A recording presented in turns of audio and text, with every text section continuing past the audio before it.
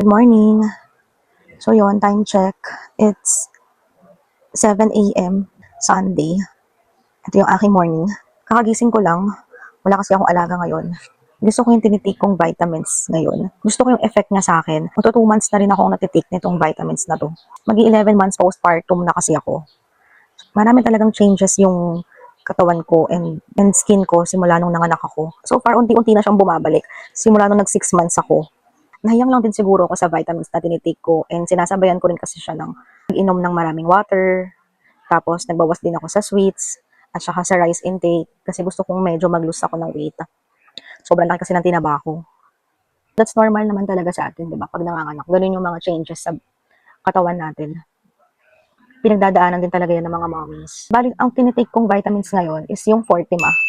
Combination na kasi ito ng vitamin C and vitamin E. Itong vitamins na to, ang hirap niyang hanapin. Lagi siyang sold out sa amin. Kahit dito sa online, laging sold out. Ang dami siguro talagang gumagamit nitong vitamins na to. So yun lang, na-share ko lang. Pero syempre, mas mahalaga pa rin na babawas sa mga sweets, sa pagkain, sa katulad ng mga rice, ganun. And inom ng maraming water. Tapos, syempre proper sleep. Yun lang.